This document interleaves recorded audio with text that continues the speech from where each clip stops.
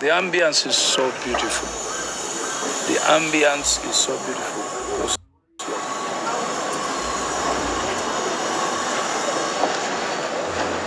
UPDF has done a very, very, very good job. The sound, the screen is up now.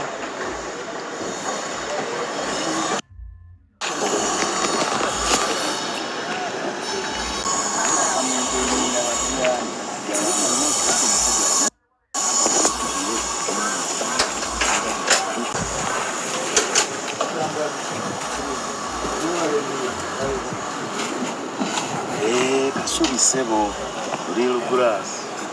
Yeah, so this is real grass, but not grass from Uganda. You can see. So this is the best grass that people should be, using. And actually, we should be embracing the fact that Uganda has the best climate and best soil. So our pitches should have our grass. Actually, those local pitches that we are using should be like, our natural grass. Why? Because for us, our soil has, maybe the only element would be sprinklers, the water systems. So maybe if all pitches, if we can have, what do they call them? You dig down for water? Because if you, for example, to maintain such a pitch, you need a lot of water. For sprinkling, keep the water, the grass. Irrigation. Maybe we should drill boreholes for every pitch so that then the water is free. Because the biggest issue at our store was the expenses in water and electricity. So if you take away the expenses for water by drilling, government should allow all the recreational places like this or pitches like this to drill underground so that the water is free. Now that helps in the maintenance of such a field.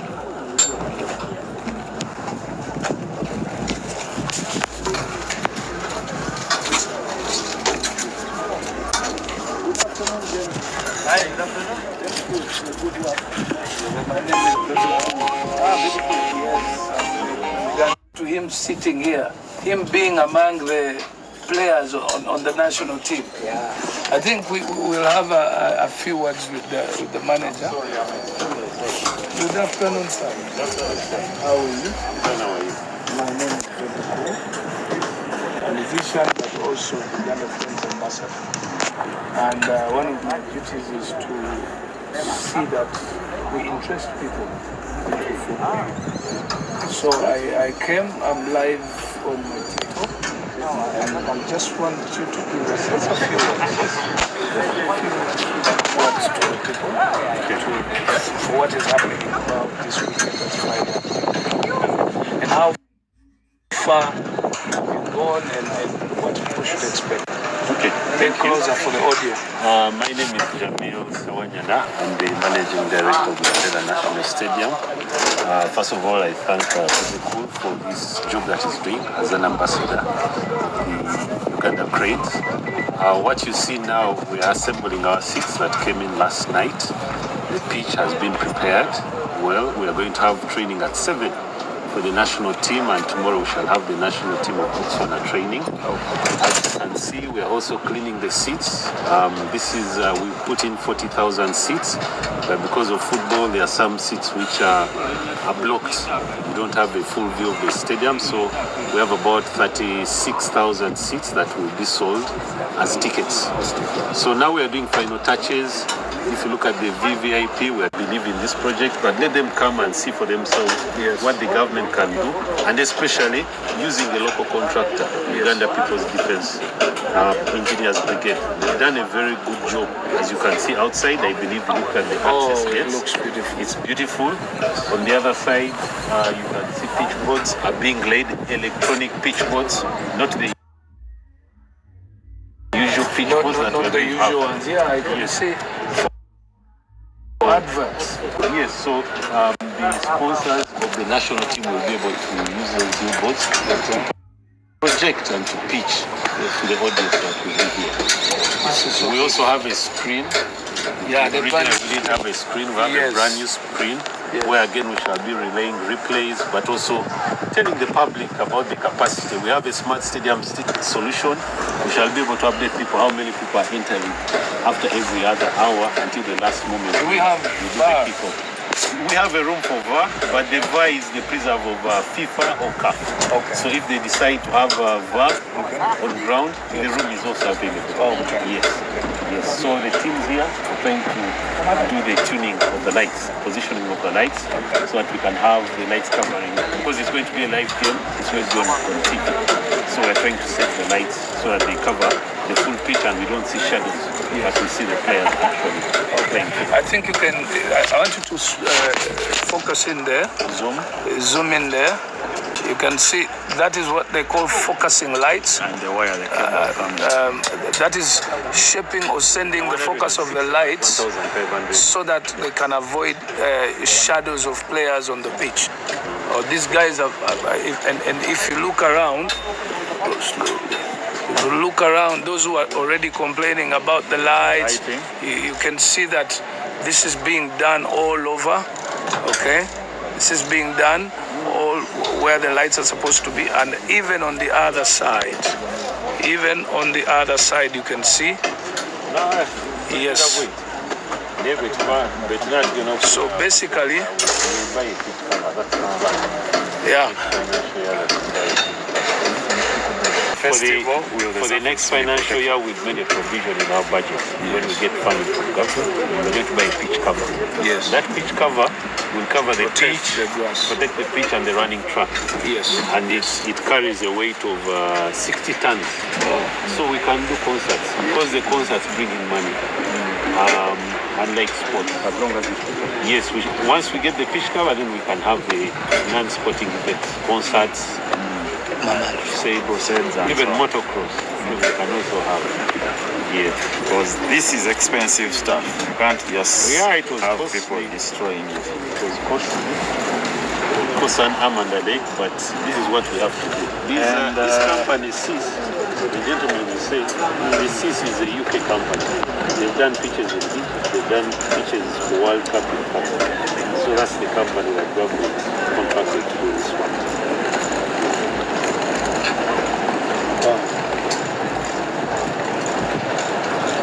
So far so good. We just pray that Uganda Cranes wins its match. It has to win. It has to go to the next stage.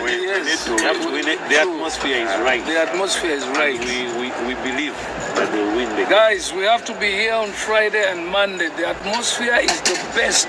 I'm telling you guys, the atmosphere is singing. We know Kubere Namboole. Whatever you're looking at right now. Actually, Friday is Uganda, Botswana, and then Monday, Algeria. Uganda, Algeria. Yes. So we have to take the home points. 7 p.m. Muchimanye ndulu eno kubeera. We go. 3 points in all. Yeah, we actually need all the 3 points in all the games. Let us go and take a look at the boards being put up. It's just to give you a full feel about what is happening in Namboole. And it's good, it's a Friday. You know, you want to start the weekend happy, having fun. You can start with the Friday game at 7 in the evening. The game is at 7 in the evening. So after work, guys, you can do your 1-2 drinks in Namboole while we watch the game. So let's look at what is happening around, and then let's be sure.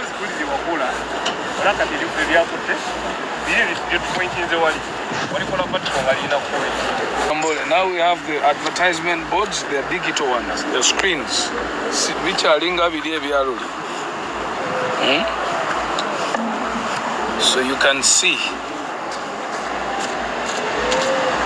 all those advert boards. And actually the guys are installing them. Installation is being done as we speak.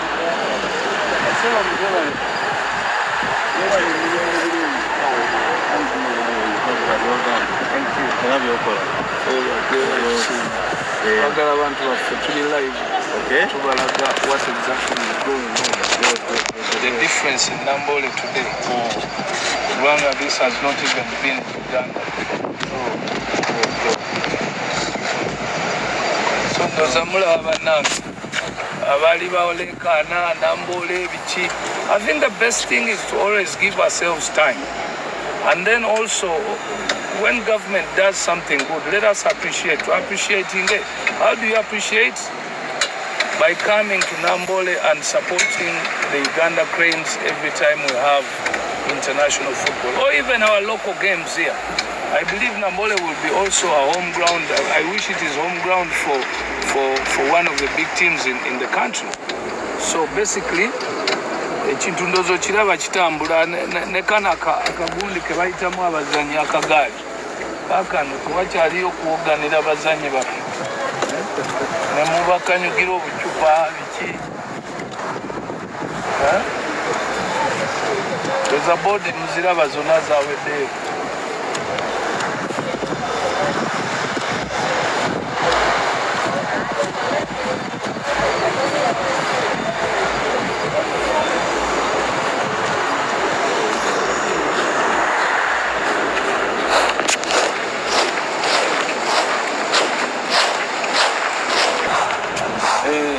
Kakano mwe bayita abazanyi ate this is I think locally made, which is good. Waliwo ebintu Abannayuganda bye tulina okuyiga era wano njagala nnyo okulaba nti abantu ba understandinga kikyengezako okukola mu kuzimba ekisaawe kino. Ugandan government oba gavumenti yaffe esente biliyoni 97 yaziwa kampuni ya wano eya UPDF, teyaziwa kampuni y'abazungu, kubanga buli lwokwata sente nene bwezityo noziwa kampuni z'abazungu zijja bali bwe bamala okukola emirimu gyabwe nga batwala sente ziva mu ekonomi yaffe nga zigenda ewaabwe. So mu argument y'okuzimba Namboole mwalimu nnyo okusika emiguwa olw'okuba abantu balakinga information entuufu. Gwe bw'oba gwe sente mu Kabigamba olina amakaago, olinamu abaana b'omunda n'emikwano egy'ebweru. Bw'oba ow'okugaba omulimu nga bombi banoonya mirimu osookera kwani? Olina kusookera ku muntu abeera mu nnyumba yo bw'osooka okuwa omulimu mu nnyumba eyo.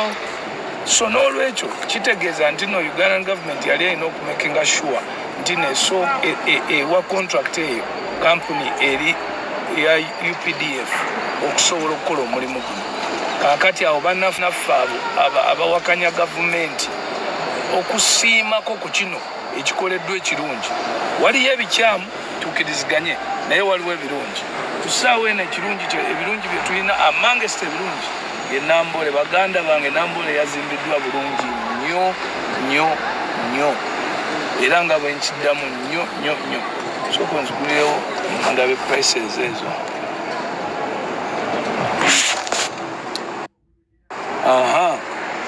Kati waliwo tiketi ya ordinary ya $2.5, VIP ya $5, then platinum ya $10.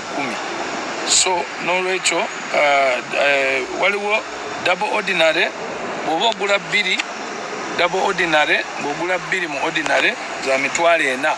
So bw'oba ogula emu ya $2.5 naye bw'oba ogula 2 za $4. Ate era ne VIP bw'oba ogula 2 ozigula ku $7.5 ekifo ky'emitwalo 10. VIP emu ye 5 naye VIP 2 za $7.5.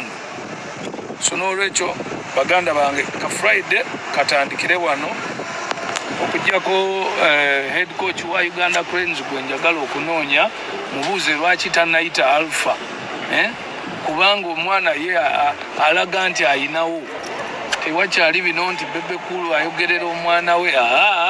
Mwerabirako mwenna abali nakivubo. Ate njagala mujje mubeere nga mugoberera omwana oyo, mugoberere n'abazannyi abalala, naye ogamba obeere ne information entuufu. Baleme kugamba nti Alpha bawaana muwaani, oba baleme kugamba nti Namboole yakabi abo ba Bebe Kulu babasasula kuwaana buwaanyi. Nedda, jangu weekwatire ku bisenge. katugendeko eno mu bazanyi tuyalinga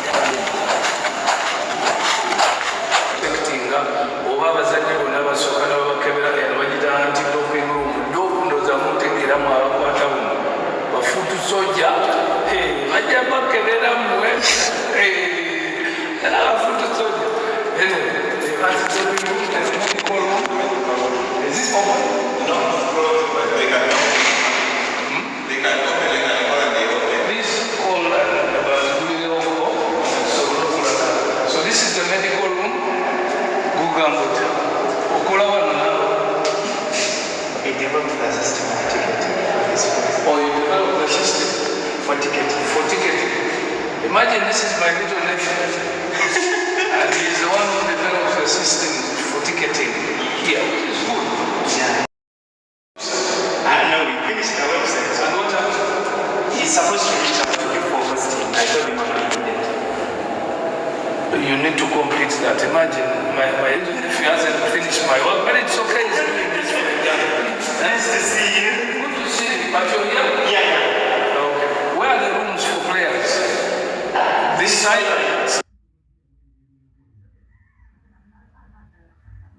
This side? Really, really beautiful. And then we know we just made a lot of the changing room is okay. Yes. You have a changing room. So continue to quality just a switch. You have just switch your car. Or tugenda kumuna Uganda abera abuza sente zalaga waabo changing room eno mulaba abazanyi bonna we batuula jazezaabwe boodi ya kochi eya training ogiraba muneto bana abazanyi we basomera be basoma ku screen wano okureviewing a game oba plans za game zibeerawo review fridge ebyokunywa yes massage area olaba massaging era bino byonna bakyateekamu kiraba of course washrooms toilets ez'abazanyi ate era noyingira nti nojja nolaba ne washrooms abazanyi we balabira ziraba ndooza so tukyali namboole weyamudefinitely tugamba nti tulina abaanauganda okutandika okusapotinga ebintu byaffe n'omutima gumu awakyamu twogerewo naye n'awalungi tusimewo wano hoyingira mu rumu ya coach room era ne coach naye abeera yekka ne team ye technical team then nabo balina bathroom kwegamba basically ekisaawe kikoleddwa ku standard ya ebisaawe FIFA byebekola ki byebayetaga naye bino byonna byembalaga kiba important nemwejjira ku Friday eno netulaba omupiira ogusooka ogwa Uganda Cranes then netusobola n'okulaba ogwa Monday ogwa Uganda Cranes omunika ogamba otya ebalekola jangu osooka otabire ku bantu bano jangu baboneko bagamba sooka bagulire namboole omutwale sokojje ali mulaba oli musiraamu oba kakofiira amanya gwebakwita njogerago nawe omusajja kibugwe Haruna okola mulimu ki wano okola gwa kirina naye nga namboole ogiraga otya yakoleddwa bulungi oli muwagizi wa mupiira abantu bagambeyo twagala bajje ku Lwokutaano era magaza olunaku olw'omupiira ogwo baawo okujja kwongera omupiira gwaffe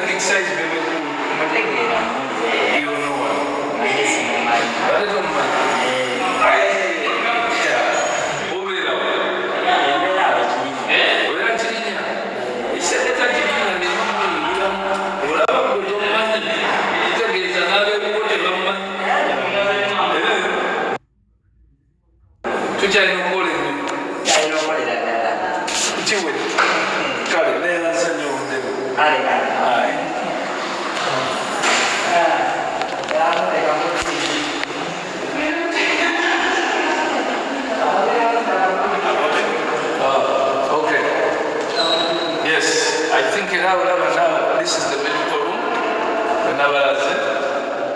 Okay. This is where definitely oxygen set up.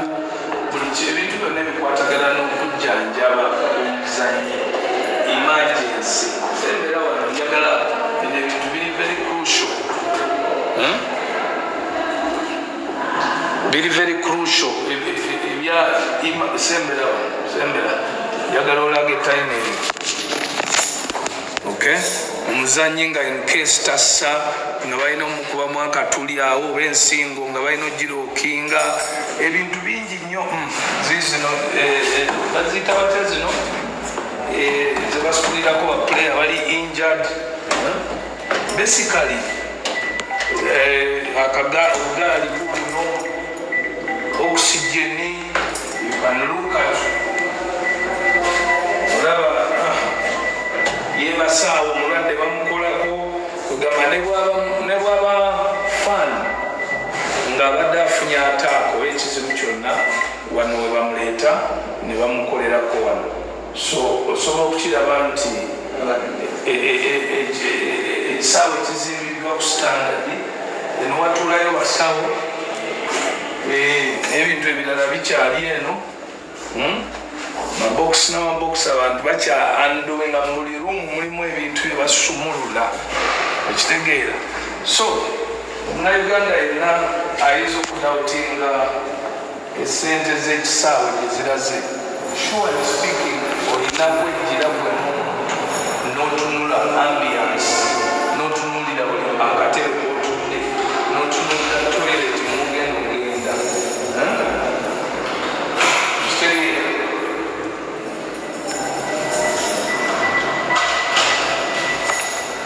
hello